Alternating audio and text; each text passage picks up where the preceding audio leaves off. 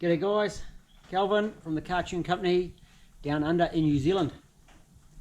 I'm attempting to do all those little bits and pieces that are often missed in the more technical videos. So we're going to get straight into it. On this 1UZ, we're going to remove the flex plate. The flex plate. Okay,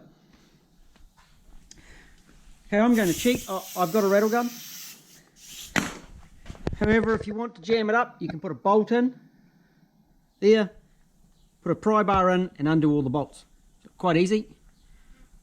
Should we demonstrate? We'll demonstrate. My assistant pops it in there like so, holds the engine. I'm going this way and we crack them off. And that is too slow, so that's how you crack off those flex plate bolts. Also good for getting the front pulley undone if you need to. Right, we can take that out now. I'm back to the rattle gun. And you actually notice on the bolts, they come out with a little bit of Loctite on them.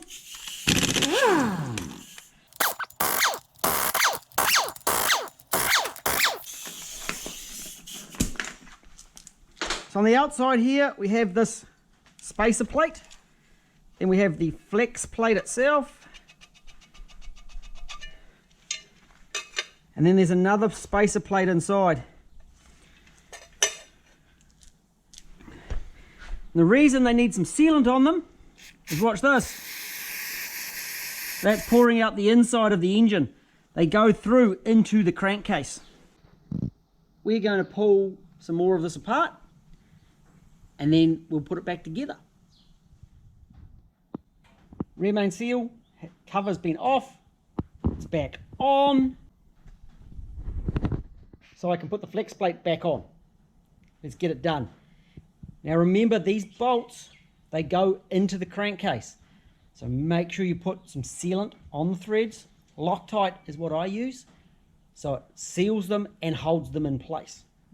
72 foot-pounds, 98 Newton meters. Yes, 72 foot-pounds. Spacer plate.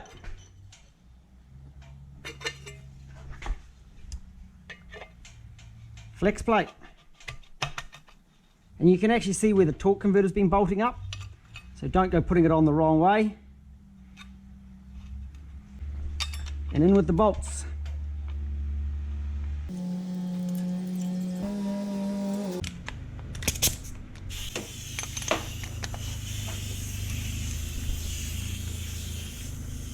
So this torque bar is just a smidgen over 70. So it's just fine.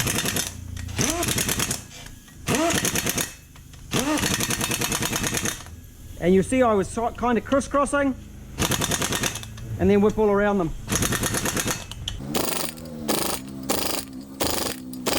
Done. Again, if you want to torque them, put your bar in, lock it up. Super easy. Now on to the next job.